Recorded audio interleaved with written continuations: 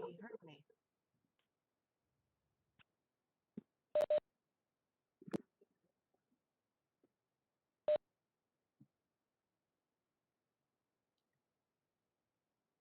Is Rana just joined? Cool. Thank you, So Ron. we're going to start the meeting. Tonight is the December 10th meeting, the Planning Policy Commission. I will redo all of the requirements because of the requirements from the governor and the mayor. This will be all remote. And anybody who, well, the commissioners, if they want to speak, know that they need to put their questions or comments in the chat, and hopefully I will get to them as they are put in there. Anybody who wants to speak tonight needs to follow the directions that are on the website, on the city website. We are going to start this with Kristen taking a roll of the people. Roll call. Okay, Commissioner Voice, Here. Commissioner Lewis, Here. Commissioner Carl, Here. Commissioner Fall, Here. and Chair Probola. Here, me. I did forget to ask the commissioners to introduce themselves every time they speak so that Kristen doesn't send me little nasty notices to remind me. So if you could do that, I would really appreciate it. Kristen, would you also introduce anybody else, any person from the city that has joined us tonight? Yes, we have Deputy City Administrator Andrea Snyder. We have Land Development Manager Lucy Sloman, and our consultant Samantha Suter with Meta Urban Design is also here. Thank you. So the first order of our business tonight is to approve the minutes of the last meeting, November the 12th. Are there any changes, concern, questions about the minutes? Hearing none, the minutes are approved. Tonight we are going to have a public hearing on the recommendations on proposed amendments to the Issaquah Municipal Code, the Old Town Architectural Standards for Single-Family Duplex. We've had several meetings on this, the last one being with the Development Commission.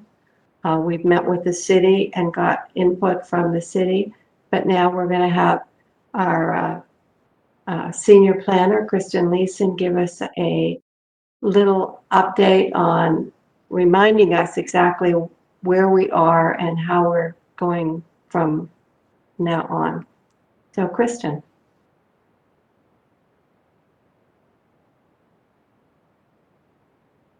Oops.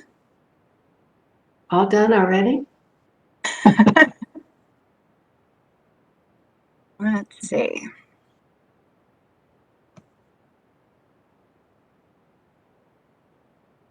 Okay. You all can see this. I am going to ask, the way this is set up right now, and I couldn't get my two screens to work again, I would ask Lucy Sloman, if you wouldn't mind, if someone has a comment or a question, could you keep an eye on that in the comments section and please let me know? Okay, thank you. Thank you.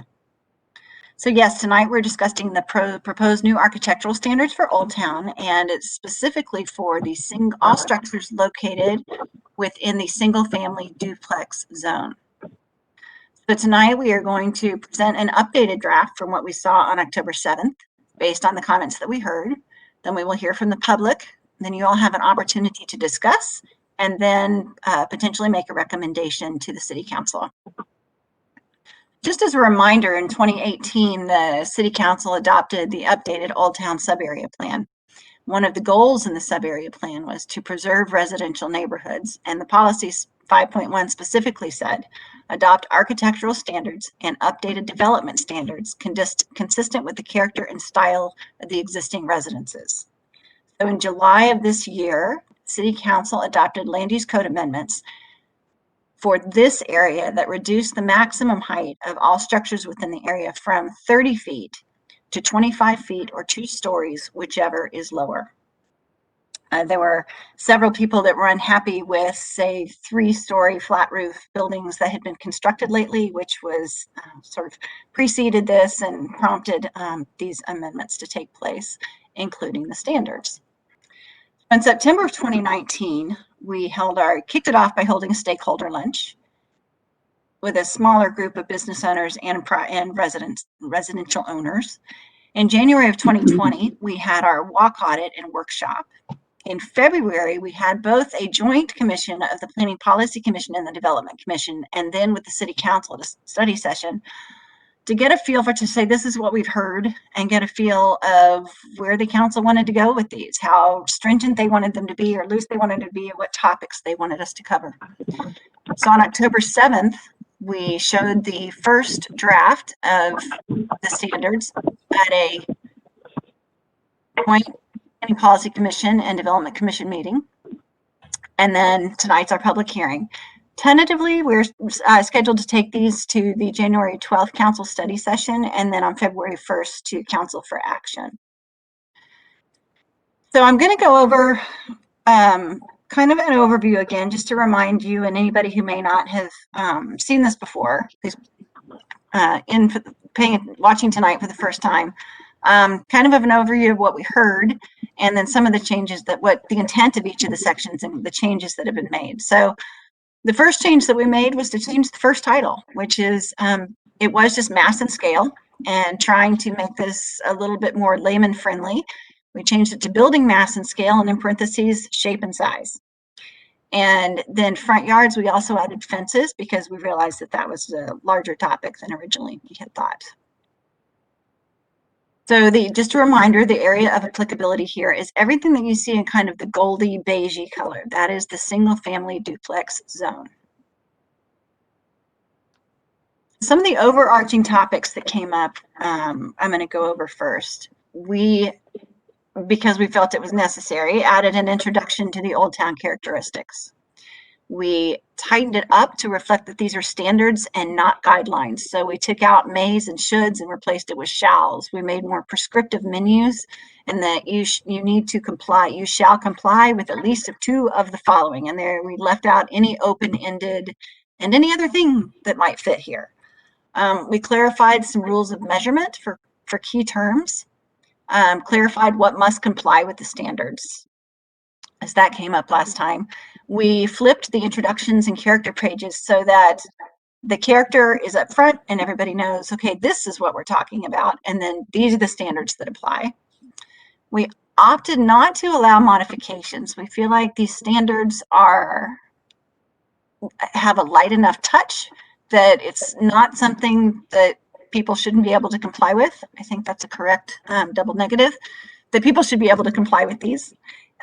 It shouldn't be a financial hardship. It shouldn't be a structural hardship. So we don't think that's necessary. We can always revisit it. And then we added clarifications. Just the planners went over it to make sure that they understood it and that they could explain it and they could easily enforce it. So the first one, building mass and scale. What we heard is don't regulate style.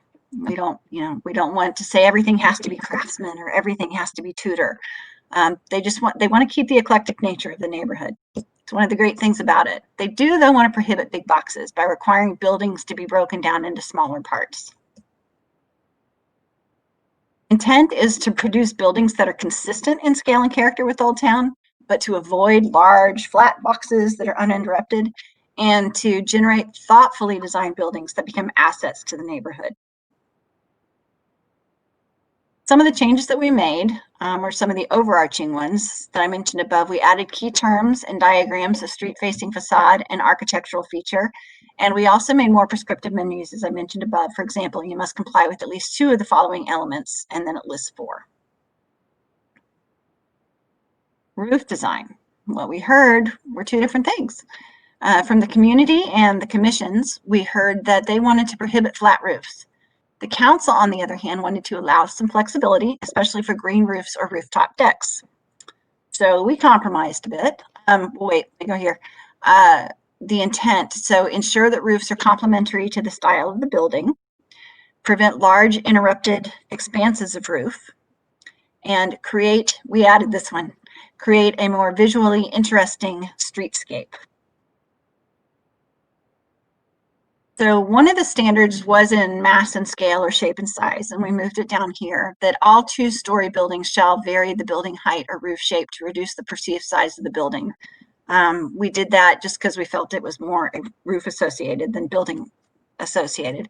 We added roof line because we realized that you can't always see the roof form or the roof surface from the street. Sometimes you just see the line, so we added roof line. We deleted the durable weather resistant standard because that's already in our building code. We will add pictures that you see on the right here to clarify what a medium earth tone roof color is compared with a light roof tone earth color. And then we also, the question came up last time as to whether the way we had described 50% flat roof was easy enough for us to measure. And then the planners look at it and they said, it's fine the way it is. I think we're good. Again, if there's any confusion, we can always come back and revisit. Building materials and color. Again, many different things. We heard from the public, look at the appearance and durability instead of the exact material. It needs to be cost effective and practical. Commissioners wanted more guidance regarding what materials are appropriate and inappropriate. I remember a long conversation about log cabins. And the council said, don't focus on the style of materials. Instead, address appropriate or inappropriate citywide, do it citywide, and it's a matter of durability. And just a note, we're going to do that. So it's not in this document right here. So the intent is to address the richness and the vibrancy and timelessness, to provide visual interest, to create a sense of human scale by highlighting architectural features. I should note that we did define architectural features. It's come up a couple of times. To allow continuation of the eclectic Old Town history, to enhance the overall appearance of the building by using colors that create interest and variety, and to complement a building's overall architectural style and composition. I had to, pardon me for a second, move your faces, there we go. So, as I mentioned, we deleted, there was mention of a citywide materials list. We don't yet have a citywide materials list. So once we get that, we will include it in the Issaquah Municipal Code, the land use code, and that will apply citywide and not just to Old Town. We added a standard about materials continuing, this came up last time, materials continuing from the front facade by about one third the length of the sides, or no less than 15 feet. We added a standard about prohibiting transition in color along a horizontal plane, which is represented in the picture of the rainbow house here. This house has, right there, it's all brick, but it changes color 7 times in accordance with the rainbow. And we're just saying you can't do that without a change in materials along a horizontal plane. An ADU, we addressed those this time, that they should use the same color as the primary structure. Same color scheme actually as a primary structure. Any high intensity, extremely bright fluorescent colors should only be used on, shall only be used on the front door. And the garage door must be the same color or darker than the body of the house. Front porches, doors, and windows. We changed the order. I think it used to be doors, windows, and front porches. Changed the order. What we heard is to require doors and windows to face the front street, or to face the street, and allow flexibility and don't be too prescriptive. The intent is to create human-oriented design to maintain a lively and active street face, and to provide weather protection for people going in and out of the house. The changes, we weren't very prescriptive on how big the piece of glass had to be. And we thought maybe somebody putting in a 2x2 piece of glass as a front window is the only window wasn't a good idea. So we added a dimension that the glass itself has to be at least 18 square feet. The question of over-under configuration of a duplex came up, so we addressed that through text and drawings. We added public pedestrian route and entry features as key terms, established minimum sizes for front porch and recessed entry, and opted not to allow encroachment of the front porch into the setback, which is something that something that was discussed last time. Yards and fences.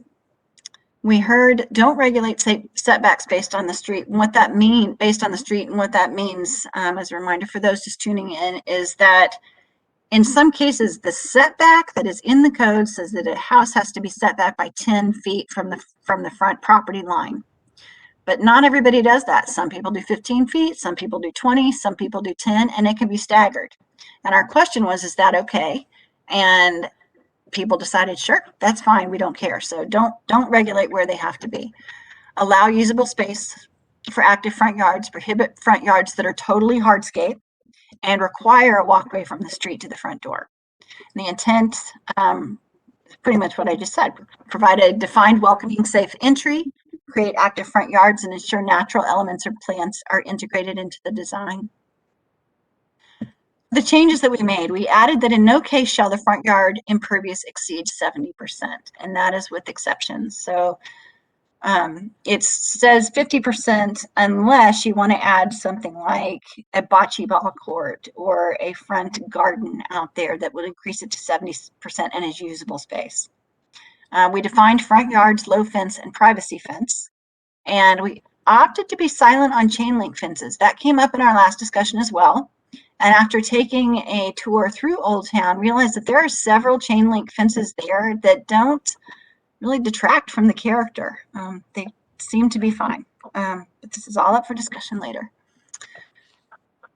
Driveways and garages. What we heard is that when alleys are available, garages and driveways must be oriented toward the alley. When alleys are not available, prioritize the human experience over the car. So don't make the garage the prominent feature in the house. And again, the intent, prioritize human circulation and minimize pedestrian and vehicular conflicts. Changes that we made, we added subtopics and key matching standards in scenarios. So right here, if you happen to be a street-loaded garage that's located behind the house, then 6.1, 6.2, 6.5, and 6.6 apply to that scenario, and that's what you should look at. We defined alley loaded and street loaded garage, added minimum length for alley loaded driveways, added buildable width as a key term. We were originally talking about the width of the building and decided that the width of the lot was probably a more appropriate size to work with. Specified when garages are allowed to be integrated with the house, added some diagrams for clarification. Almost lastly, we talked about, last time we talked about additions and ADUs and what should apply and what should not apply. So after long discussions, I think what we decided is that most of these standards apply to things that can be seen from the street. So if an alteration is big enough to require a structural change or a second story is added, then these standards will apply. Obviously, they apply to new development as well. If somebody tears down a house and builds up, or they build on a vacant lot, they apply. But as far as additions and ADUs go, that's what we thought about there. And as far as accessory dwelling units go, ADUs, they must be consistent or similar to the color of the house. The discussion last time was that they should have to comply in some way. And this is what the decision that we came to, at least. Lastly, we changed the glossary a little bit. We removed definitions that are also located in Title 18 and just said these are in Title 18.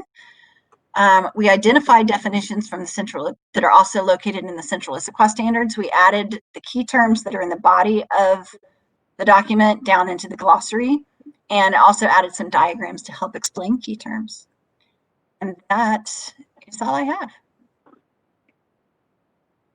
That's a lot. Thank you, Kristen. You're welcome. So what I'm going to do is open the public hearing at 6:51. and ask if anybody has signed up to speak. We have two people that have signed up to speak. The first was Reza Khani. I'm not sure if she's here. If you are here, could you unmute your phone?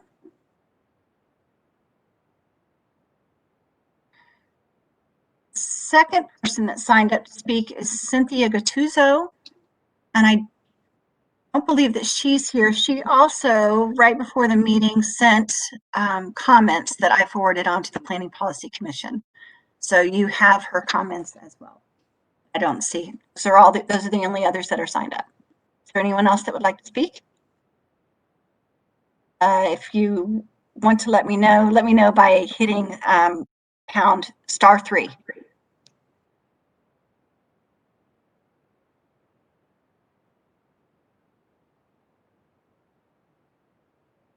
Anyone else?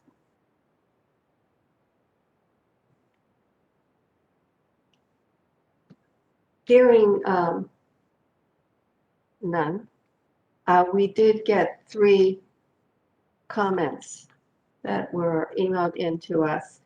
And I don't know if they'll affect what you guys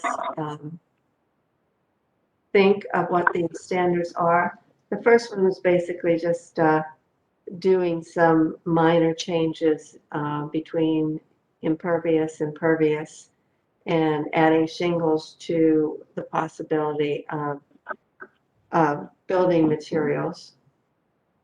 The second one was two concerns. The first one was with tearing down existing houses and building much larger, maybe on 2 lots, buildings, and what happens when you don't comply and you ask for an administrative review. What is the process to that? And the last one was major, not allowing 3 storage buildings, 3 buildings high. And that's already been taken care of in the plans that Kristen just went through. And the other one was a person who actually lives in Old Town and dislikes any comments, changes, requirements in the city. Before I close the public hearing. Joan, may I jump in really quickly? I did have 2 phone calls that I just thought I should let you all know about. One was a resident and property owner in Old Town who, I apologize, who is not happy with the standards, does not want to see the standards. And another just had several questions and had not read the standards yet, and I did not hear back from that person. I did just get an email pop up from Cynthia Grusso, who said she would like to speak, or we can just read her email if you would like to do that. If she would like to speak, I would appreciate if she would sign in. I wasn't going to close the public hearing until I got a review from the commissioners if anybody had any other suggestions, concerns that they wanted to address and needed more time to go over the requirements. I'm not done. Wait a minute. If you all wanted to continue the public hearing to our next meeting, and to do that, I have to ask you ahead of time before the public hearing is completed. So is that person called in yet? You're on mute. No. Apparently I own $1 to the pot. That's what I keep hearing. I keep emailing back and forth with her. She wasn't sure how to get in, so I sent her the directions again, but you may want to read her email and then. The email is quite extensive with Okay. I know that all of you did not have very much time to go over it and think about the questions that were brought by the owner of the building inside Old Town. So I don't know if you want to, and while we're waiting, if Commissioner Fowle has a question that he would like to propose. I know that it's during the public hearing, but we are waiting for someone to call in. So Ron, if you would like to ask a question. Sure, Madam Chair, this is Ron Fall. So I have two questions. They're fairly light. I think you guys did a great job on the document overall. First question is going to page 10. And Ron, when you say page 10, do you mean page 10 of the packet or page 10 of the document?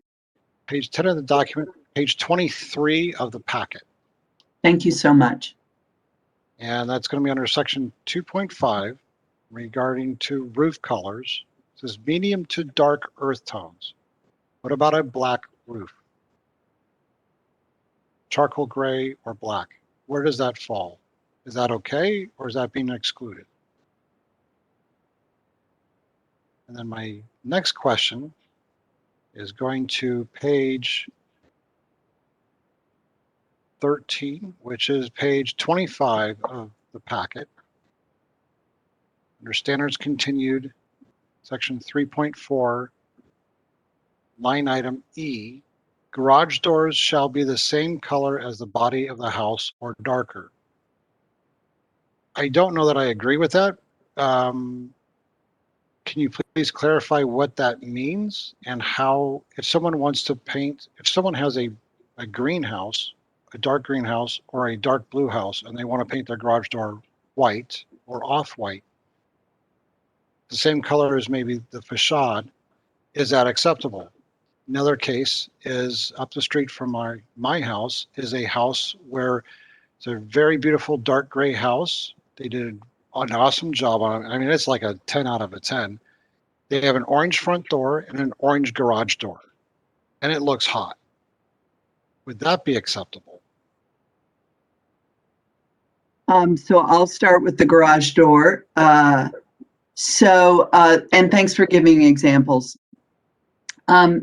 Generally, because the goal that was identified was to draw more attention to the people parts of the house and less attention to the garage part of the house, we've allowed things like the garage, the front door to be a bright color or to have more flexibility. The garage door is to make it less prominent, would be the same color as the body of the house. Now, the colors that are available, we have, I think, a primary color, which is just measured based on whichever is the most. And so that would be the one that would be applied to the garage, that or something darker. Okay. I don't know that I agree with that. Another case in point, glass garage doors. And I'll use Mary Lou Polly's house as a great example. Beautiful house, dark gray, but she has a glass garage door and it almost appears white. And the garage door is prominent, but it's such a classy setup that it looks, it's fantastic. So I don't know that we want to really control the color of the garage door. I think that's a limitation that we shouldn't be getting into. And the same thing, what if you have a wood colored garage door? Say you have an oak garage door and it's stained. We're excluding that because we want to de-emphasize a garage door, but a garage door is a main part of a house, can be.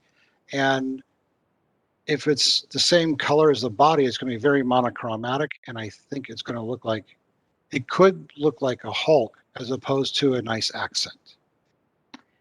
Well, you bring up two good examples, Ron. One is where you're using a natural material, such as wood, in its natural state. The other is the glass doors or the translucent doors. I think those are excellent exceptions. I think what we've seen, I think we were trying to draw, because we are considering standards for single family in general. And we tried to consider some of the standards in other parts of the city. So in Issaquah Highlands and Talus, for instance, white garage doors are already precluded and they need to match the body of the house.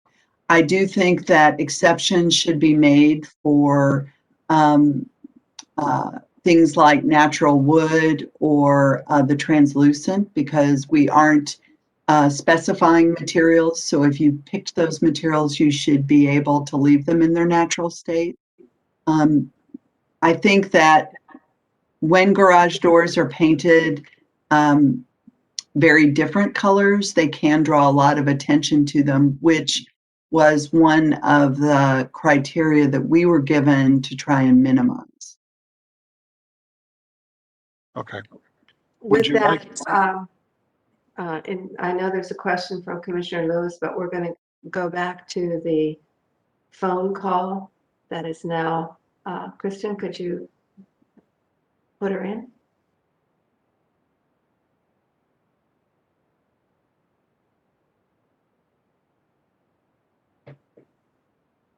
So Mrs. Gattuso, if you could please hit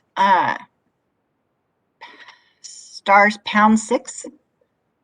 It should, I've sent you a request to unmute.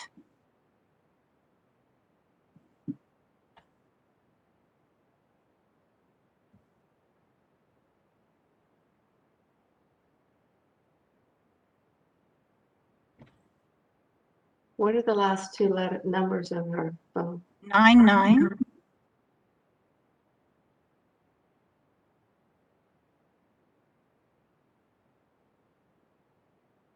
If you could hit either *6 or #6.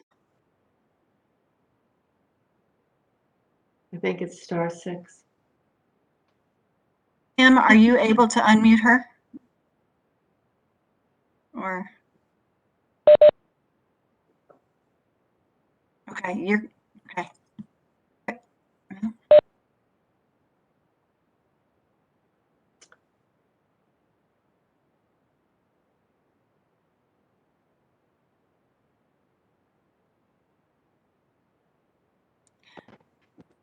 And you said it's, let's see, Andrea. You recall if it is *6 or #6? Either way, one of those two. I'm trying to check the website. It's *6. *6. Oh, I can hear you now. lovely. Okay. For some reason, I have a really bad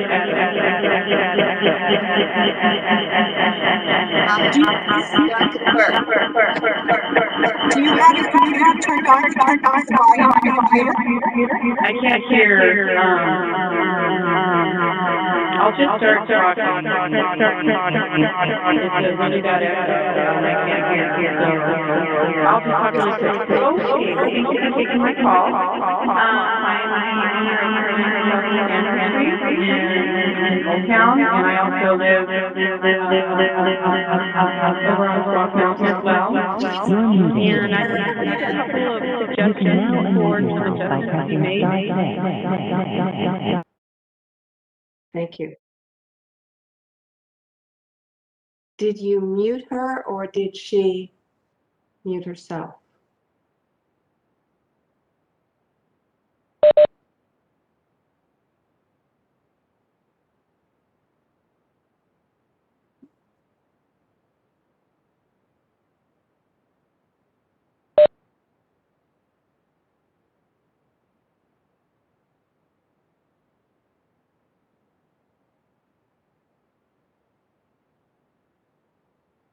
Thank you, Tim. She's going to call back in. So while we're waiting, I'm going to ask Commissioner Lewis to tell us her question, but I will interrupt her if the caller is able to get in. So Commissioner Lewis, what is your question? No trouble. Thank you. This is Commissioner Joy Lewis. I want to start off by saying that the revisions to the packet and the work by staff is phenomenal. I really like this version. It looks really great. I did have a question regarding the glossary. All the terms that are in Title 18 have been removed, it mentions. And obviously anything that isn't being mentioned was removed. I'm curious, since we're touching Title 18 next year, basically how you guys feel about this merging. Like how easy and accessible is it going to be for homeowners as they're trying to go through and read this packet and apply it to their projects, doubling back to this, doubling back to that. I kind of wanted to get a better feeling of how a community member will use this packet, because right now when I look at this, I really love how it's laid out. But when I think about them bouncing between Title 18 having changes coming to it, how staff kind of feels we'll be able to streamline that and make it easier for community members. So I'll start. Sam may have something that she wants to add in as well. We did try, I know that there are some definitions from Title 18 that are used so much, or that were so essential that we put it in there and just referenced it was from Title 18, or identified where Title 18, would be the go-to spot. I realize that there's some awkwardness in the interim, and we are very much looking forward to having one integrated document. I think the challenge is just that there are some definitions from Central Issaquah that we pulled in, some that may come from Title 18 and 1802, and then ones that were important to this section. And I think the most important ones are there. And that was our goal, to try and make it easy, but I recognize that there may be the occasional definition that will require that. And I guess that means either going to Title 18 or speaking with staff, because we would certainly be more than happy to help a homeowner. As the caller, is she ready? Yes, the caller has asked. Caller, I have requested you to unmute your phone. Hitting *6, please.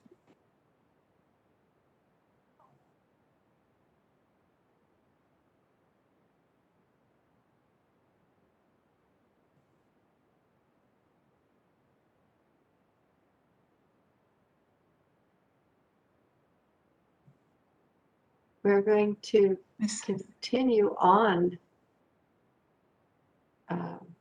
until she's able to call in and get connected. Hi, this is Cynthia. Hello. Hey, Oh my goodness. We made it. We made Yes. it. Thank you for your patience. Welcome. Technology, that was just the oddest thing. And yes, but anyway, so here we are. Thank you so much. I really do appreciate everybody being flexible and working back and forth and allowing me to have my time. So I quickly read through this evening, was super happy to see that I actually I was able to make some comments. And so these are just a few adjustments that I would like to have everybody consider. And I'll just start from the top. Well, I am the owner. I should introduce myself. This is Cynthia, and I own a single-family duplex on Andrew Street, and I also live on Quinault or on Squawk Mountain as well. So I have two properties here, and we've been here for about 19 years. And I'm super happy that some standards are being put in place, because I've seen the downtown area change, and I think this is a fabulous idea. So here we go. Starting at the top, 1.1a, it speaks of, I guess, the depth of the balconies or porches, I believe. And I just think that 4 feet, if we added an extra foot, 5 feet in the depth, that would give a better use of space for people to actually use that rather than just to pass through to get into their home. And it would just create more of a community feel. 4 feet really isn't much to put anything out there, like a patio set, a settee, or a bench, or a bistro table. Really not much. And then it would also actually, I think, give a better mass reduction feel to any large construction project that might go on.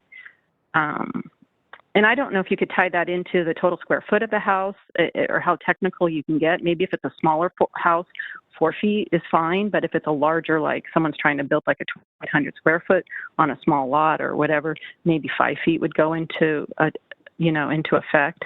But and then so if we move on to 1.2, change from at least 2 of the following elements to a minimum of 3 elements. Requiring at least 3 elements.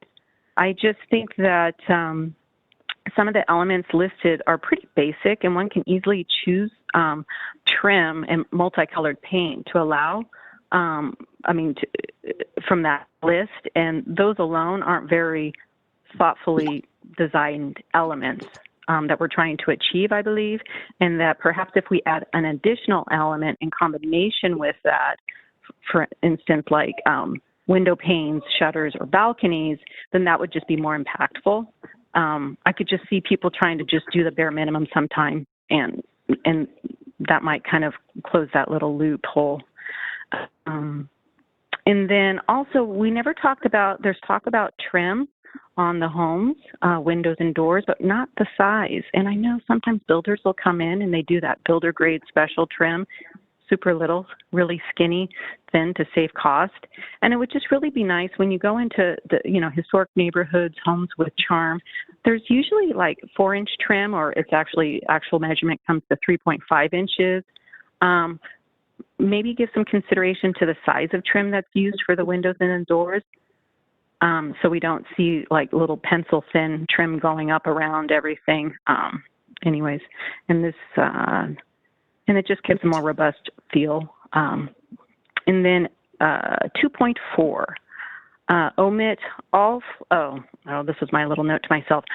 Flat roofs, I'm on board with the no flat roof thing, or sloped roofs. I just feel that flat roof designed homes usually are found in more modern and contemporary homes, not in homes that were designed in this area in the period in which it was originated. And I know we're not trying to go back exactly to that time period, but the flat roof design, I just believe that it just really clashes with the old town surroundings. I like the idea of rooftop gardens or rooftop balconies, but I really don't, I wasn't sure if that was an exception. You can have a rooftop if you have that element. That's the only way. Or maybe we can just say, hey, maybe if it's on a shed structure, but not on the home itself, because I really don't see a lot of people going in and putting rooftop gardens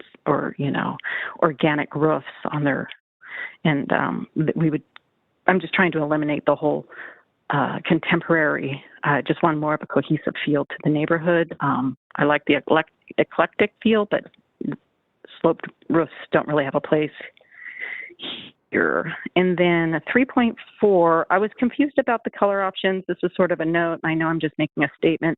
I guess we're still deciding on colors. Omit garage doors, the whole garage door thing about asking for it to be the same color as the house or darker. I just feel that this is a little reaching, a little too restrictive. And then the privacy fence. There was no mention about, or maybe I overlooked it, the height of that privacy fence. It's in section 5.3. If we can maybe put a number on that privacy fence, because we don't want someone to put like a 10-foot fence up or an 8-foot, maybe perhaps 6 feet. And then the low fence, I think you said 4 feet, but maybe we can put that to 40 inches, because even 4 feet when you're walking along the sidewalk area, I know it's just a couple of inches, but I think 40 inches would be plenty high enough for, a front low fence in the front yard. And that's it. Those are all my comments. I didn't get to the end of the deck, but that was all I had. And I really do appreciate you guys giving me the time, and look forward to see how this all progresses. Thank you for your comments. So, Joy, Commissioner Lewis, you were in the process of asking a question. I don't know if Lucy has completely answered it for you. Yes, thank you, Madam Chair. Commissioner Joy Lewis again. I want to let Samantha make a comment. I think that she wanted to respond to my comments about glossary. But my second question that I'm going to mention before Samantha, just in case she wants to address it, is to say I'm wondering how well we're defining for folks really when it's necessary, right? I think we mentioned structural changes to the home as being that. How well is that defined, right? How easy is that going to be for people to be able to relate to what they need to do? And I kind of wanted to have a little comments from staff about how are we going to help communicate that in a way that's easy for people to read and say, yeah, this applies to me, or it doesn't. So I'll turn it over to Samantha now. Yeah. Thank you, Commissioner. I just want to respond and elaborate on what Lucy was saying. And part of the reason why we ended up taking those definitions out is because we didn't want to have very similar definitions that were slightly different in multiple places. It became a staff implementation issue that we were trying to avoid. So I agree that not having them in the document is a little less user-friendly, but we were thinking that that was a little better because it could be more easily implemented over the long haul. But there might be some interim solution, like maybe we have an appendix that has the definitions in Title 18 just as something that people can refer to, and then when it's adopted or when Title 18 is updated, that's just one sheet that's easy to be updated or something. So we can probably try to workshop an interim solution, because I do agree, if you're not living and breathing this kind of stuff on a daily basis, it might be hard to then try to track down those definitions in Title 18, because you all know how difficult it is to find what you need in the code, even if you know the code. So maybe we can do something like that just as an appendix. Yeah, Lucy shaking her head. So that's a great comment. So with those comments, adding additional comments into the code, the document that we're talking about, is that a major process where you're going to have to go through planning policy again, or is it just putting in a addendum is just minor and it just automatically goes in there? Lucy. Well, two things. One, I think it might be restoring some of the definitions that were in the version that you saw last time. And these are definitions that already exist. We're not creating new material.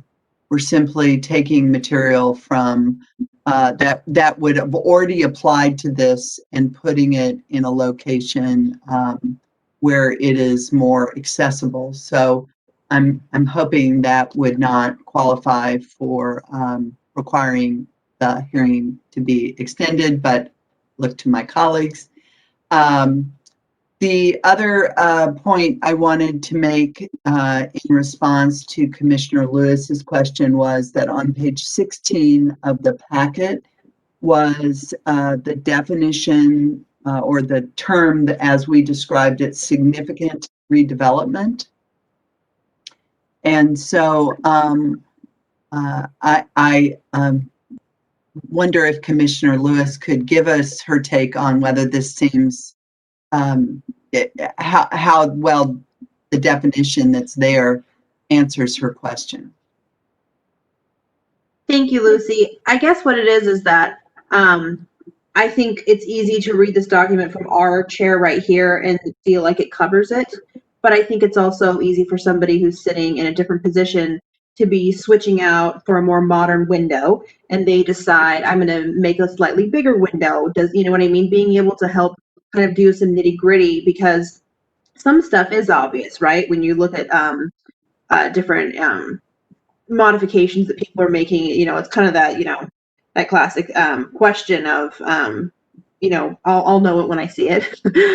So I'm kind of hoping that there's a way the staff want a comment of saying, you know, in this document, we're going to include maybe language about, do you have questions? This is how you contact us, right? Because we know that you guys have offered to say, hey, well, we want to help guide you through this, but, you know, maybe there needs to be like a direct, you know, contact us, Old Town kind of a thing of being able to allow people to say, hey, can I run this through in a more easily way? You know what I'm saying? It's a way to kind of make the community have an easier link to wondering, does this count? Kind of Okay, so we're doing something that we don't usually do, which is having commissioner comments in the middle of a public hearing. And so I know we got off track because of the caller. I need to know from the commissioners if there were enough questions that were asked by the public to make you want to continue the public hearing discussion? Or do you want to close the public hearing and then just go into a discussion and eventually have a vote on the document?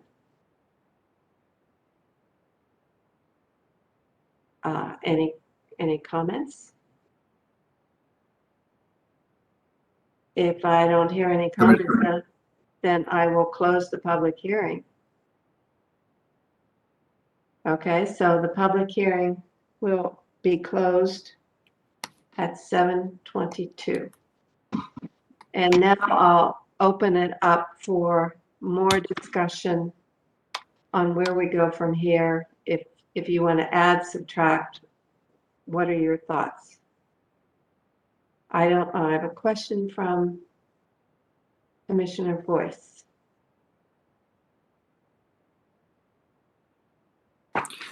Thank you, Chair Provola, and thank you, staff, for a very well thought out, very thorough, and incredibly user-friendly packet. I want to thank all staff, Ms. Sloman, Ms. Snyder, Ms. Suter, Ms. Leeson. It's very well done and very easy to follow. I do have a few things, and I didn't really I tried to jump in there at the last second, but it looks like I missed my boat. But as far as the discussion as the garage doors, I had a couple questions there. I think one question in another section, and then one or two comments. In 3.4E, discussing the garage doors, it says that the garage doors shall be the same color or darker than the body of the house. Should the word body be changed to primary cladding, material color, or some other similar word? The body's not a defined word, I believe, in the glossary. And then as far as the garage doors are concerned, in our packet, it shows a picture, that translucent picture with the blue house. That trim that is on the outline of the garage door, and I believe also the grids, that would be a picture of where the actual color of the garage is lighter than the body of the house.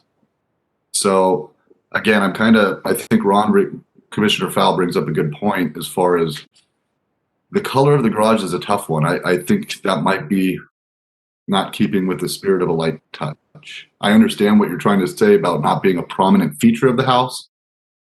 That might be a little heavy-handed. I mean, thoughts on that? Like I said, I have a couple more, but I'll stick with the garage doors for now. Any comments? Lucy? Well, I think I've communicated what our goal was in terms of implementing what we understood. But so far, I'm hearing a community member and two commissioners questioning that as a light touch. I mean, this is why we come back to the commission and ask for your input. And I think at this point, it's really up to commissioner discussion. I think the options that would be on the table is leave it as is with things like translucent doors and natural materials allowed, or remove it. So there are 1, 2, 3, 4, 5 commissioners here tonight. So I'd like to get a general idea if you are in agreement of changing it or leaving it the way it is. First of all, do you want to change it? It just strikes me because this Commissioner Voice here, it strikes me because the garage is already not a prominent feature. You're talking one of 3 scenarios where it's integrated as part of the house. It's already going to be set back from the porch or portico. So again, it's already prominently, physically, it's not the primary part of the house. And again, you start talking about natural wood. That's not even on the color palette, meaning it's not, it has no limitations. If you're using like Ron said, Commissioner Fowl said, like an oak door, that's not even on the requirements. That wouldn't even count against the color palette. So the garage one seems a little heavy-handed. That's my opinion, so I would strike it myself. That's how I feel. Do I have any other comments of striking it? At a minimum, I would like to see an exception being made for different materials. I understand staff's point about when we're talking about the body of the home's paint, but I do like the idea of being able to allow as much freedom as possible, right? Because we do want to have a lighter touch. So I would like to at least see an exception made for, again, the translucent glass, wood, natural things that people would be able to use. I have a question for Commissioner Carl. Actually, this is Janice Carl. Thank you for the time. And this is a comment, not a question, but it seems to me that in 3.5, we're already specifying limitations on bright colors to be limited to the front door. So that precludes applying a bright color, a bright accent color to the garage door, which I think, though, there may be examples where we might want to allow that. In general, the policy is to, as Lucy mentioned, focus on the human access features rather than the vehicle access. So I agree with 3.5 as a great limitation on that. Seems to me we could strike element E of 3.4, and I agree with Joy's thoughts on making provision for natural materials to be encouraged even. So that's all I have. Thank you. So we have to have a consistent opinion to send forth to the council. So I'm hearing a couple different things here. And so I need to get a consensus one way or the other, and I'm not quite sure how to do that. Lucy. Thank you, Madam Chairwoman. I believe that there are 2 ways to do it, and I'm not clear which one commission. And I appreciate the chairwoman is likewise trying to do this. I think one is to strike 3.4E and not discuss garage doors at all, and then things like natural stains and materials would be as available as any other materials on the house. The other option is to keep E but add some exceptions relative to using natural materials or translucent materials if the commissioners found some value in focusing the range of colors for the garage door. Okay, so there are 2 possible solutions. So I'd like to see a hands on the first one. Shall we eliminate E?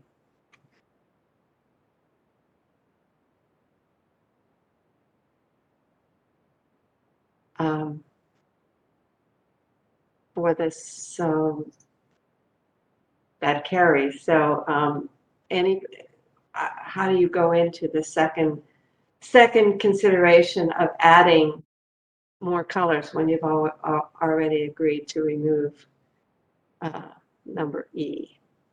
I think that the general range of materials that's available are allowed to be applied to the garage door with 3.4E eliminated. And so I think you may be correct that we don't have to make further edits to acknowledge that. Okay. So I have a question, a comment from Commissioner Fall.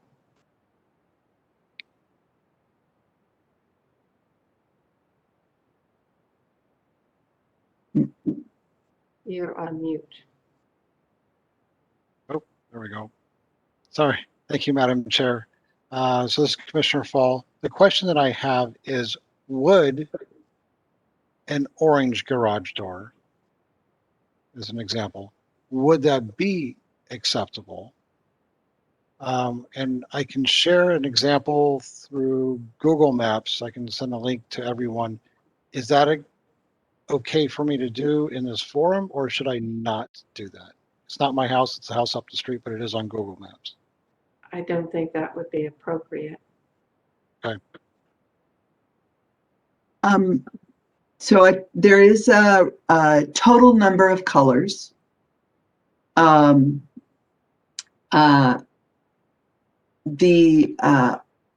colors, this is staff person Lucy Sloman, sorry.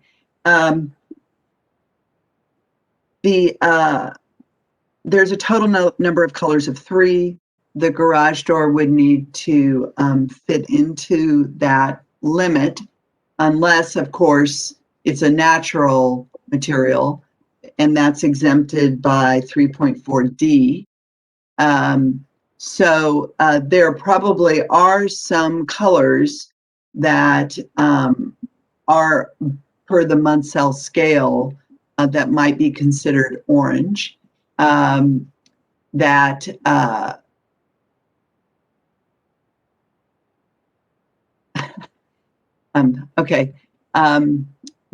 could be considered orange, that could be applied to the building. But because it counts to one of your 3 colors, you would have to decide whether that's where you want to use one of them. But that would be a flexibility that a homeowner had. Would a person be able to ask for variance to the city? As Yes or no?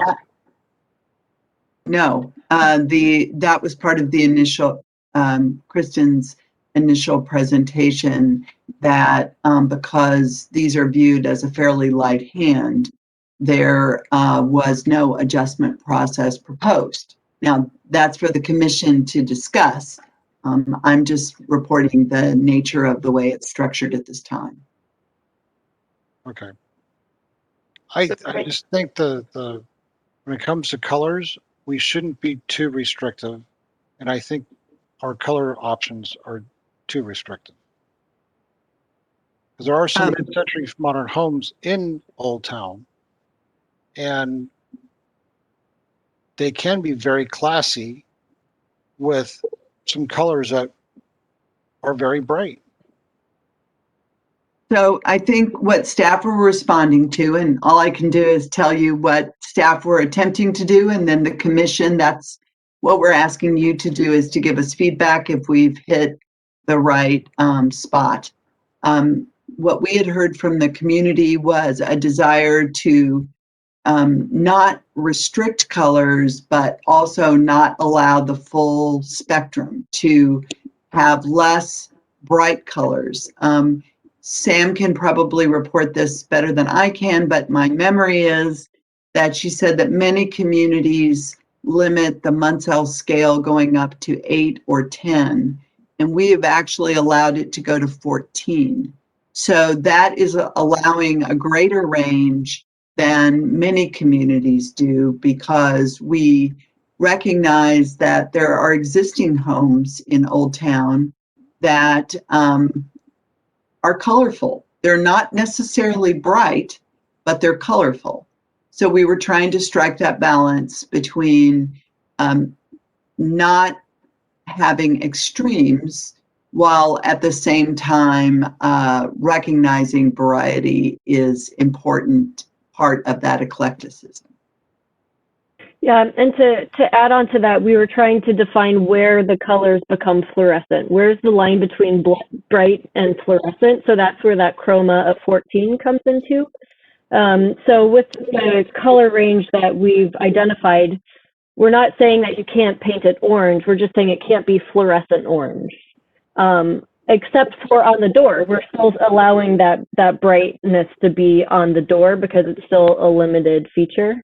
But then, so that's defining the range of color, but then in no case can you have more than 3 colors. So there's kind of the range of color, and then the number of colors you're using are the 2 metrics that we've established. And Land Development Manager Lucy Sloman again. I would just add on to that there are some things that are exempted from that.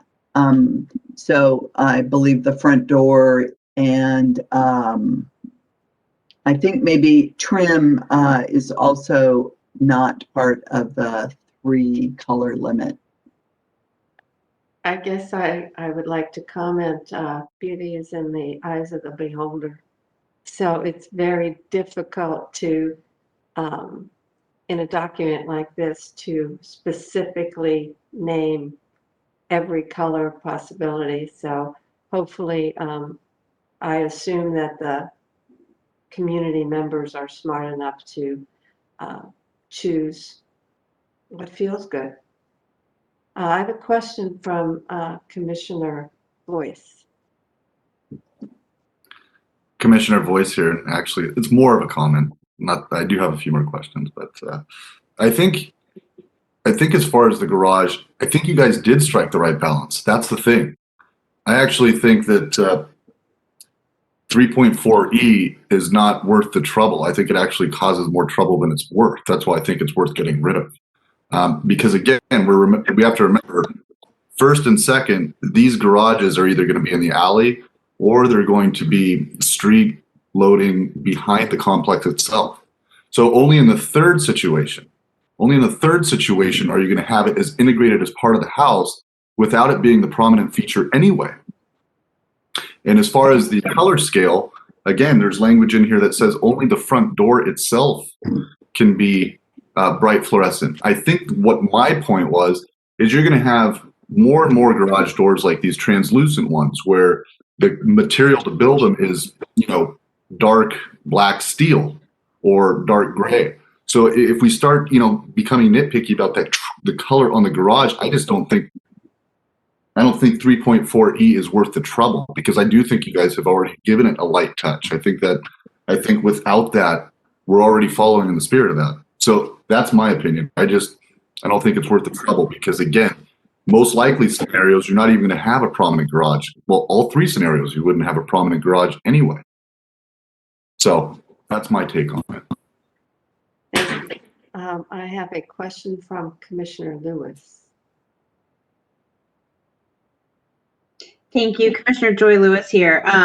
To try to, since we're kind of all stuck in these little boxes, to continue the conversation a bit, I will say to Ron, I think the big difference for me when reading it was the difference between brightness and hue, right? It's not that a color is prohibited, it's that brightness on the eyes, which is why I had less of an issue with it. But my question actually is that Commissioner Mel Morgan brought up a really good point that I had seen in the document and wanted to point out. I assumed it was a typo. He mentions it as a typo, and I wanted to get staff to really clarify again about the planting boxes and the grasses being pervious versus impervious.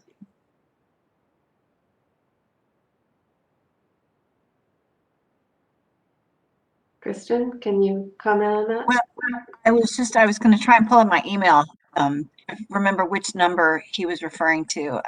I do believe, based on what I remember, it was supposed to be pervious and not impervious. He says it's page 16. I assume that is of the document and not the packet.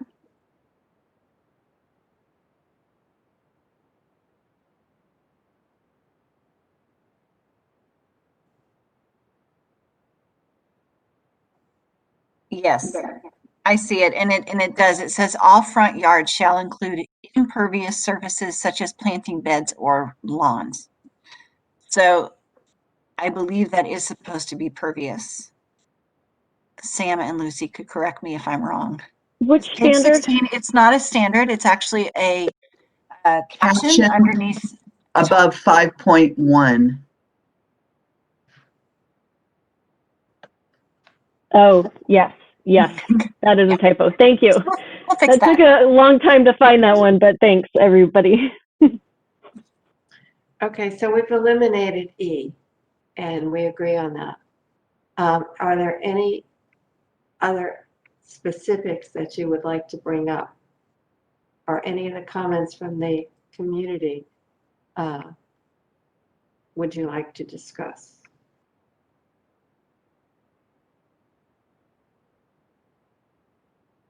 No? Is this a new question from Commissioner Boyce? You're on. Thank you, Chair Provola. So like I told you, I have a couple questions. These ones are pretty quick. 3.4F, the word similar, kind of a poorly defined word. Who arbitrates what is similar? Is that just on the color scale? So if it's green, it has to be a light green or a dark green. So that was just kind of more of a comment. Is similar a good word? Can that be changed to something a little bit better? Other than similar? And kind of wondering at what point in the process does that get flagged? And who does that? Is that something before you guys give the certificate of occupancy? Whoa, you guys didn't follow 3.4. F, how dare you? And then do you not give them the keys to their house type thing? I mean, so that was one. And then 4.1, the text states that no less than 18 square feet, I believe, for a window. Since all buildings vary in size, would this work better as a percentage versus a fixed number? Lucy? So Land Development Manager Lucy Sloman, 3.4F. I think what I'm guessing we're trying to avoid is if we say the same, I don't think we want to be out with colored chips from trying to figure out who the manufacturer was. So it might be, I appreciate your concern. You say potato, I say potato. But and maybe it's perceived the same. I don't. I think we can think about a good phrase. I think it was just trying to avoid saying same and then being stuck trying to figure out brands and things. In terms of how the process works, conditions are, review is done. Conditions, we would probably, when the accessory dwelling unit or ADU is submitted, ask for paint samples to match, and then would inspect that before completing certificate of occupancy, finaling the permit. That is a pretty standard part of our final inspection for buildings, where color and materials, for instance, the Development Commission often has a color board, and we take that out to a site and are walking around holding it up, which is again back to your perceived the same, because we are not asking for them to have buckets of paint to show us that this is Sherwin-Williams, not Benjamin Moore. So would that help, Commissioner Boyce? Yeah, like I said, it was more just, again, I know that we're doing the light touch, and then we took out some of these words to make sure that they were standards, not guidance. So that word just kind of caught me by surprise. So no, that works for me. Could you direct me to your second comment, please? I apologize, I don't remember the number. Yeah, 4.1, and it's talking about windows. And this, funny enough, this goes back to garages. So would a translucent garage panel count as part of the window I mean, again, I guess it would be on a different plane, so I guess that's moot. So never mind, I retract that last statement. But as far as just having 18 square feet on that pedestrian facing facade, is that kind of an arbitrary number, seeing as that the building's width is going to change? I mean, is it better as a percentage? I don't know. I'm just asking the question. Yeah, it's a great question that staff spent a lot of time talking about. We discussed percentages as well. And I think what we settled on, and I know we'll hear from you all as to your thoughts about what we settled on, was that a 3x6 window, or 18 square feet, is a fairly standard residential window size. And rather than say 3x6 feet, which would be the sort of standard dimensions, we thought we would provide more flexibility, allowing someone to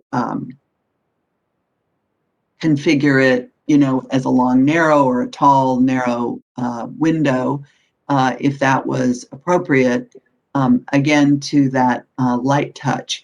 I think that I think we just didn't feel that we had a way to come up with a percentage that we would feel confident in. And so we picked a standard window size. Okay. Commissioner Voice here. Yeah, no, thank you, Ms. Sloman. I guess, when listening to our previous public comment, I think for the most part, and you could tell me if I'm wrong, I imagine when you guys are going through the building process, I imagine you guys have probably more trouble constraining people than you do dragging them through the minimums. And I think that's probably most likely the case. I can't imagine spec building in Old Town is a big thing right now, where you have people just wanting to drop a box in the middle of the town. I imagine most likely, usually you guys are trying to bring these people back. You got way too many planes, you got way too many colors, way too many claddings. I doubt it's trying to drag people to the minimums. I could be wrong, but is that typically what you guys see in Old Town, or am I completely off base? Well, I think the first land development manager, Lucy Sloman, I would say that we are seeing spec building because there has been some what is called short platting, where a large lot is further subdivided if it's large enough and has enough room to meet the minimum lot size. We are seeing some subdivision and then new structures. I think in general, those have the price point that the builder is going for is such that it they're consistent with the kind of recommendations we're making.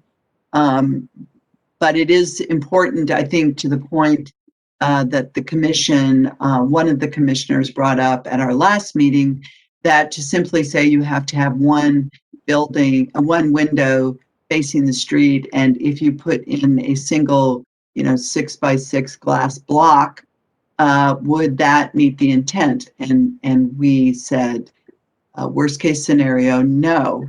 So what would be that sort of minimum? So we picked, as I said, the standard window size. It's nice to, when one of the commissioners brings up a comment or question about a specific item in this document, it's nice to have the knowledge that the staff has actually spent time on each one of these to come up with a reasonable solution. It's very hard, even though you say with a light touch, to have a light touch when you want the city to be cool, to be, really attractive, and moving into the future to have sustainable buildings that are going to last and be consistent with what the majority of the general population wants. I know that when we had the first meeting in January, when we invited the community in to give their thoughts, And a lot of their thoughts were very consistent what the city has come up with in this document. And so I'm pleased with it. I think nothing is ever perfect. But I like the fact that, minor things can be changed when it doesn't change the intention of the document. To be able to add a word, put impervious instead of pervious, or vice versa. It's nice to be able to have that. And if there is a problem, I would assume that the city would say, hey, we didn't do it right this time. We're going to change it and make sure that it works the next time. I don't think anybody can ask for more than that. Just trying to, make it, warm and fuzzy to live in the city of Issaquah, and have people who are not living in Old Town to enjoy the ambience of what we're hoping to accomplish. So I don't see any more questions. Does anybody else want to make a comment? Everybody is consistent with the only change that we have really made is the elimination of E. With that, Senior Planner Leeson would like to make a comment before we go forward. Thank you. This is Kristen Leeson. Actually, I wanted to note that I had 3 small changes. One was to remove 3.4E regarding garage door colors. Another was, it's a very small one, but we could still note it, to change pervious to impervious to pervious on page 16 under the Right. whatever you call that thing. And the last one is we discussed putting an appendix to include the Title 18 definitions for now. And when it's incorporated fully into the Issaquah Municipal Code, it can be removed. So does everybody agree with those 3 additions? Okay, so it is up to us to decide if we want to, at this time, vote on accepting the plan with the changes, suggestions that have been illuminated by our senior planner. To do that, I need somebody make a motion to do that. Joan, I had one quick question, if that's okay. Sure. Thanks, Madam Chair. This is Commissioner Fall. Quick question here to Lucy and Kristen. Going back to roof colors, section 2.5, number A, medium to dark earth tones. I asked the question before, but I never got a confirmation or an answer back. Does charcoal gray or black, is that being excluded, or where does that fall?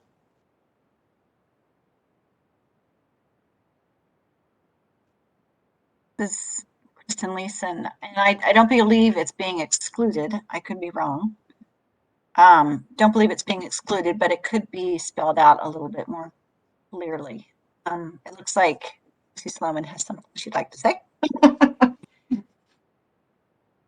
Land Development Manager Lucy Sloman. So, Ron, it's a great question because I'm not sure I would have answered the way Kristen did. So it's clear that I guess dark earth tones is charcoal gray found in earth tones. I would say yes. Black, maybe not.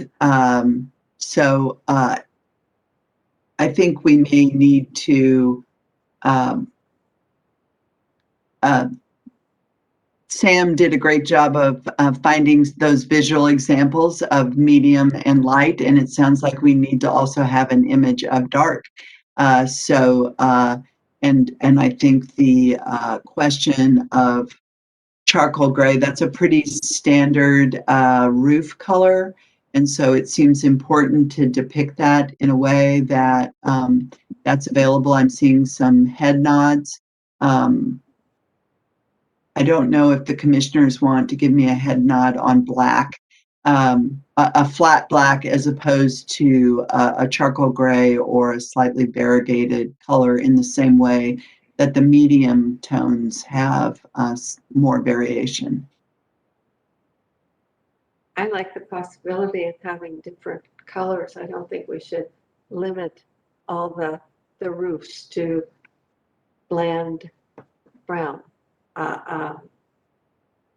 You know, I can understand the fluorescent in some areas, but I can't, I disagree with just limiting it to those two, you know, very, I don't want to say bland, but minimally colors.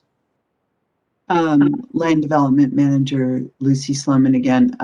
Ms. Leeson points out that coal is black. So maybe the simplest is to say medium to dark earth tones.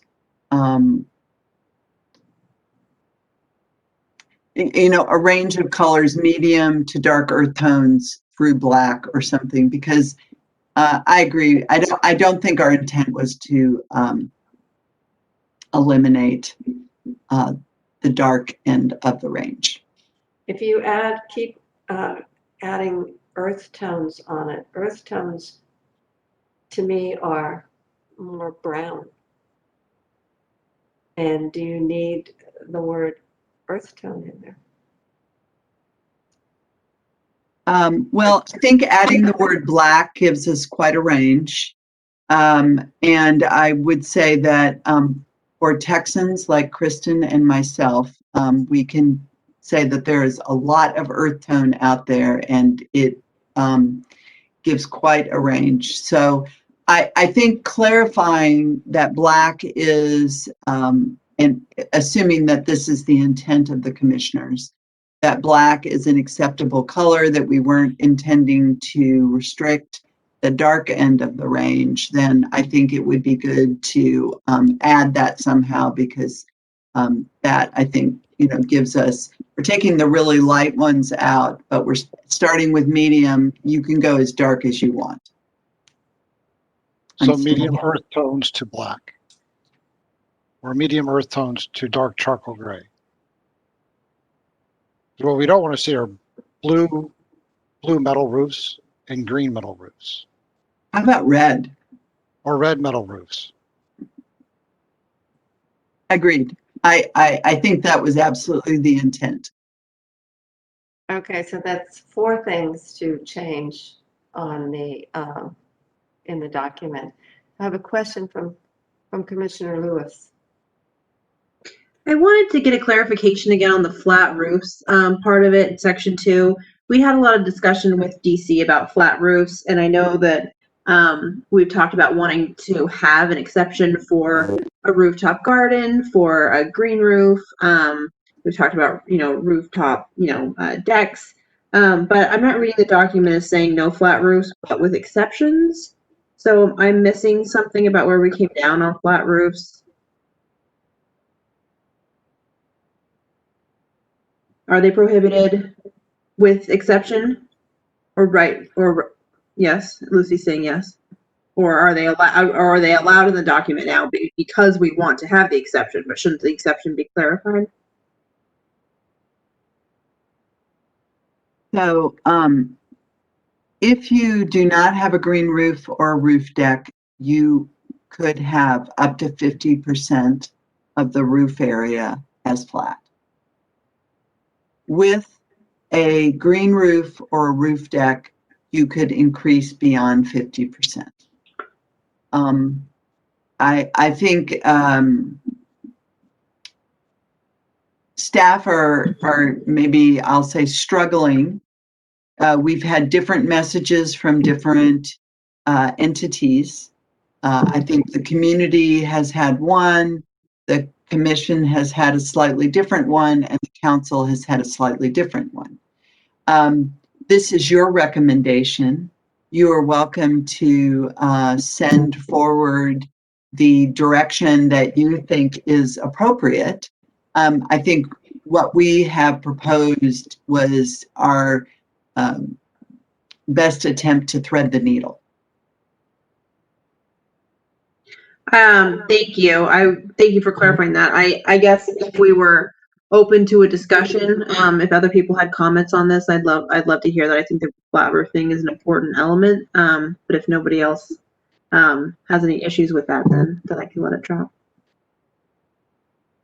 So I'm going to go to the comment from Commissioner Carl and then come back to Commissioner Boyce. Okay, well, just on the top, this is Commissioner Carl. Thank you for the time. On the immediate issue of the flat roofs, I think that it's going to be very unusual for anyone except with a contemporary house to want to have a flat roof. And we do know that there are homes built in the 50s and 60s that are present in Old Town, and I think we should respect that era and the flexibility in maintaining that sense of funky mid-century modern that so much of us love and miss, honestly, from my time in Houston. But my actual key comment that I wanted to make was on the topic of the roof colors and those two samples that Sam identified for us to contrast light and medium are both highly variegated. And I wondered if using the term variegated in that the color spectrum for roofs would help mitigate the potential for there being a solid black roof and to incorporate some of those charcoal grays by default. And that's all I have to share at this time. Thank you.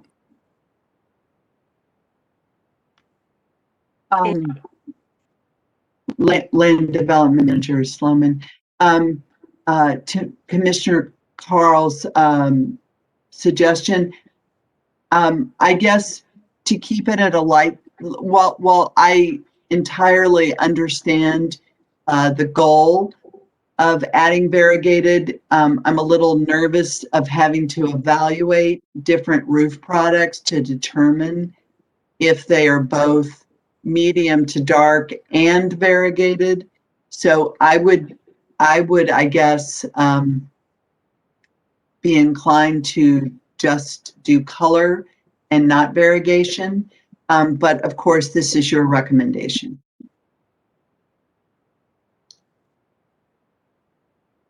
I have a comment from Commissioner Boyce.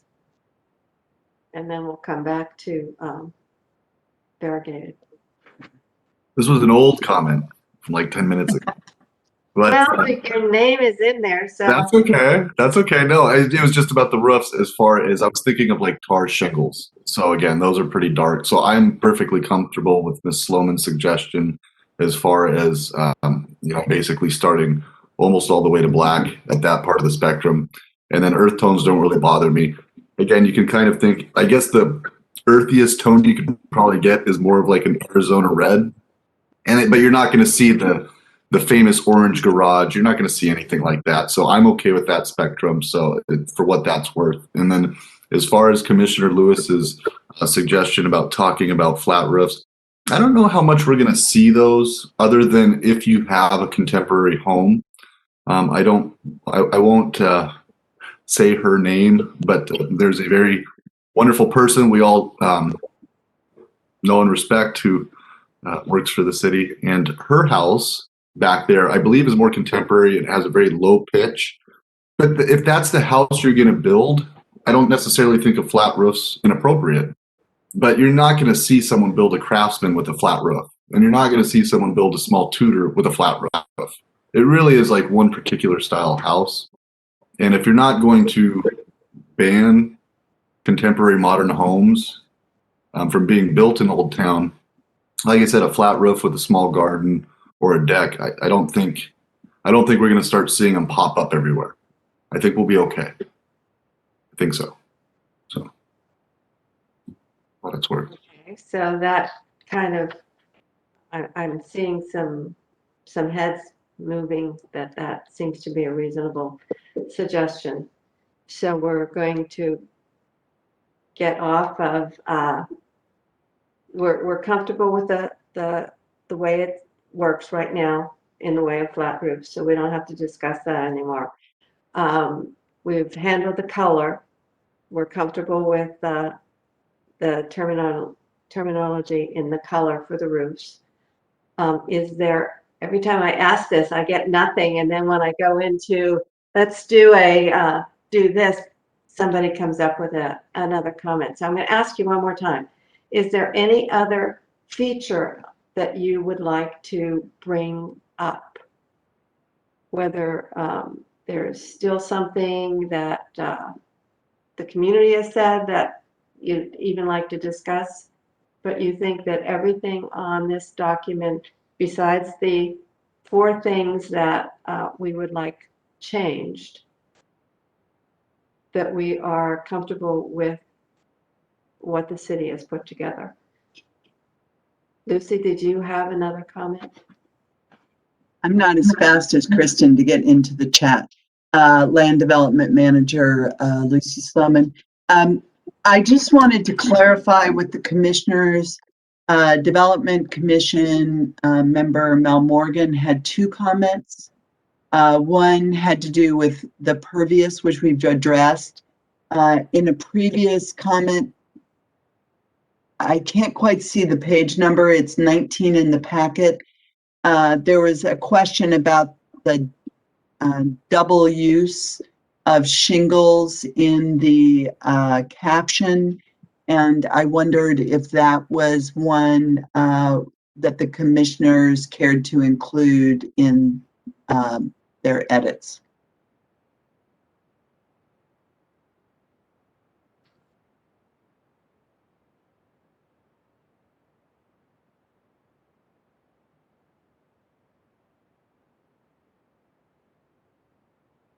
Can you call out the page? This is Kristen, and it's page 19 of the packet. And it's under, It's frequently used materials. It is a caption. The middle line, I believe page 7. Page What? 7. Thank you. It's the packet numbers are on top of it. So shingles was added in red in the middle of the middle line, and then below the next line down and slightly to the left, shingles also appears. And from my quick read, it appears that it is unnecessary to have both instances of that word. But I'm looking to the commissioners to confirm or deny. That's the first time that we haven't added something. We're actually taking it away. So it kind of averages out, a little bit of this, a little bit of that. So I think, it's redundant to say it twice, but as long as it's in there, it's fine. As far as I'm concerned, do I have any comment on that? I would keep the first one and delete the second one. There you go. So Thank you. I'm going to ask this one more time. If there are any more questions, comments, this is it. This is your this is done. So with that, I need to have someone to suggest where we go from here. I need a motion to accept based with the addition of the 4 things that were called out by Kristen. 5 things. You added one and I didn't even know. Okay, the 5 things. If you do make a motion, it would be wise to, in that motion, to call out the 5 things that are going to be changed. And if you need to phone a friend, we would be happy to help fill in. So I need somebody to make a motion. All right, I'm happy to. I'm definitely going to phone a friend, but I know we dump this on Commissioner Lewis so often, so I'll do my best. This is definitely a trial by fire, so please bear with me. So Commissioner Voice, I just wanted to point out that Kristen is typing the edits into the chat, so you could hopefully just read them in one moment when she's completed the list of 5. Isn't staff wonderful? That's Yes. cheating.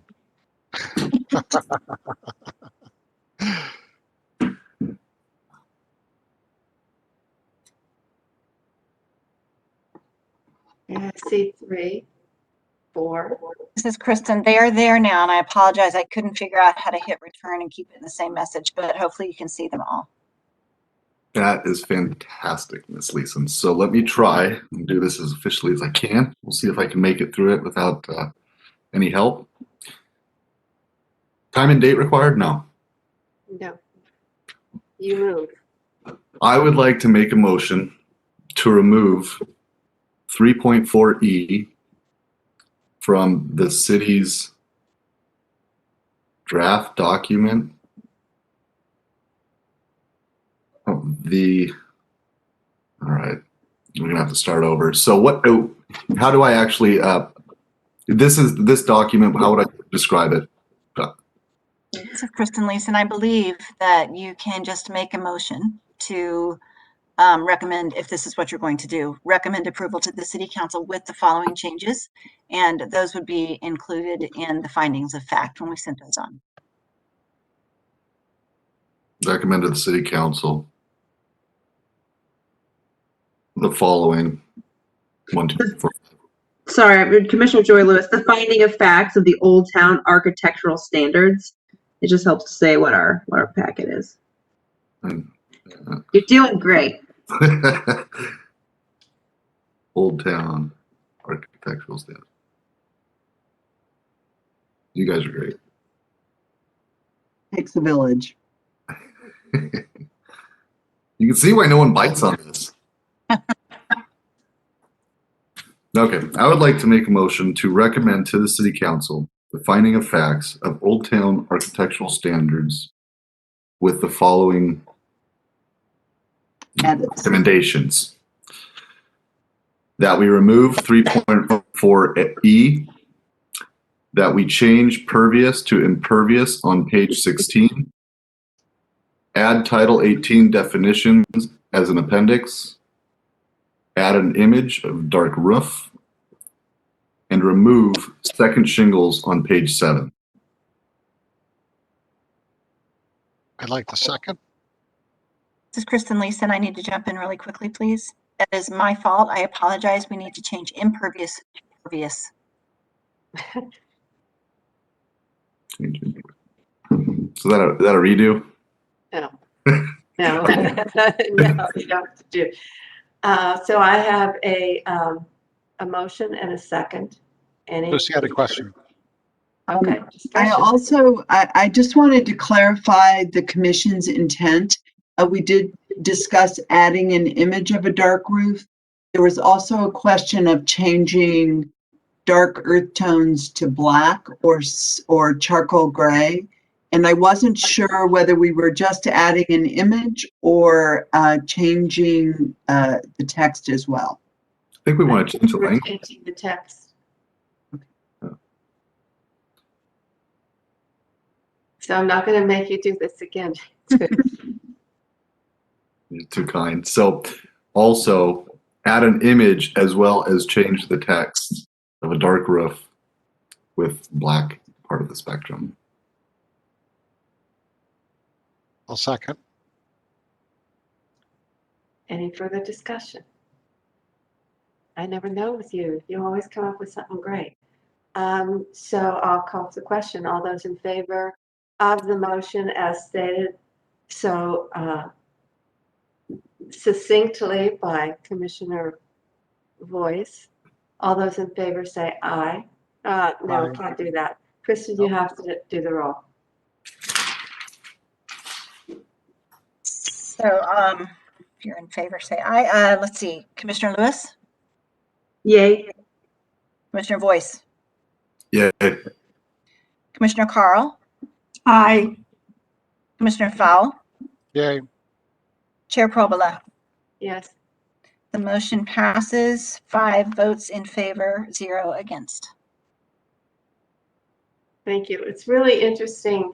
You know, you read this and everybody has a different ideas, and things that pop up are things that you don't expect.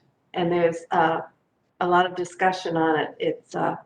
It's really cool that that the commissioners really think about making things better. Even though the city makes it wonderful, it's really nice to kind of step back a little bit and have a different idea put in to make sure that you're doing it right. So we protect the city. So with that, Commissioner Lewis here, Joan. I just want to piggyback on that real quick to say that the contributions of the Development Commission were vital in creating this document, and I want to say thank you for their hard work on this, along with staff, because seeing the progression of this document and this conversation as we've had it over time is really satisfying, and so wanting to include them in those accolades. I appreciate the shout out. They're actually some of them are watching because I'm seeing emails coming in. So when the last meeting that we had a meeting with DC, and then we had another meeting, and we all jointly said how much we appreciated their hard work. And now Joy is doing it again. I think they're going to, I don't know how they're going to take being so widely known for their good work. So good for them. So since nobody has actually signed up to make any other comments, I don't think I'm going to have open it up to audience comments, because I know I can see nobody on the screen. So what is our next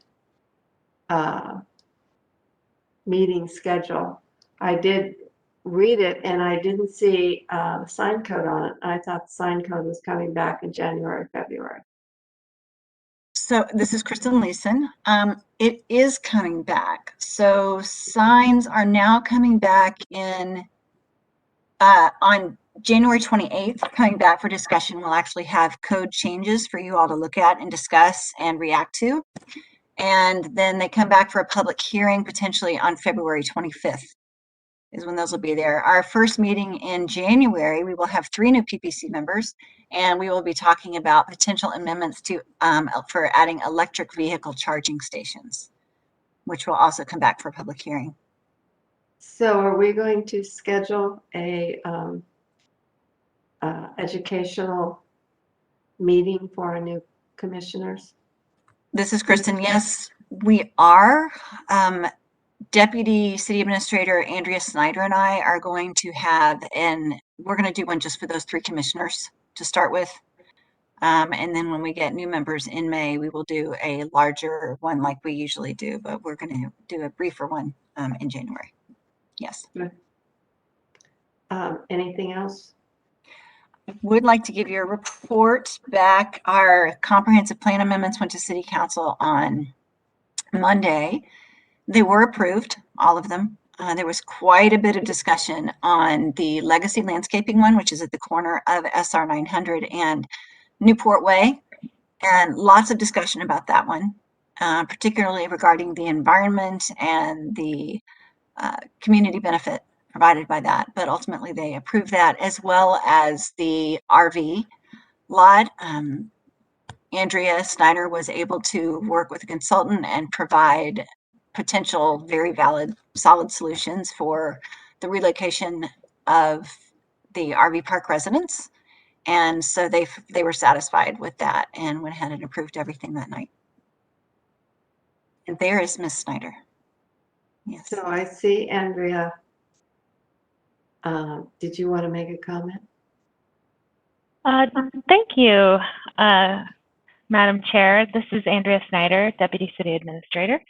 I just wanted to further share, Kristen had said that I had worked with a consultant to provide some extra information for City Council wanted to elaborate on that point for the RV park, which is to say that the council was very concerned with potential displacement or relocation of any of the RV park users. And what we've been able to do through our continued negotiations with CenturyLink and planning out the site for what would be their relocation site, we believe that there will be nobody displaced. That's the best information that we have at this time. So we were really happy to see that. I think, you know, we need to finalize site plans and everything, but we're pretty confident that we can create or retain 20 spots, and we know that there are 21 long-term users of the park, and we think, we're pretty sure, we're pretty confident too, that we can squeeze one more in there. So, so that's really good news. We'll continue to work with the RV park property management, as well as our site design consultants, et cetera, to finalize all of the design. But I wanted to share that with the commission because I know that was a concern that was brought up here as well. Any other comments? This is Kristen again. One last thing, two last things. The presentation that was given on Monday is on the website. If you all wanted to look, there are rough kind of site plans that were in the presentation that Andrea was just talking about. And secondly, I just wanted to let you know that while the calendar for PPC looks relatively empty for next year, it's not going to be. We just have a lot of things that we're trying to work around with Title 18 and affordable housing and lots of things coming up. So don't fret, it will be full, I promise. Okay, I figured you'd fill up the blank spaces. So with that, before I close the meeting, I would like to make sure that to wish everybody a safe and Merry Christmas.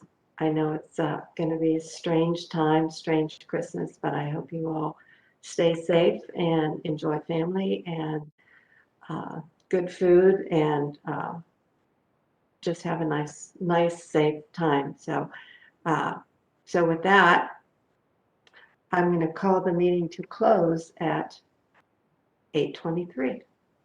I appreciate all your work. Thank you. Merry Christmas, Happy New Year. Yeah, bye guys.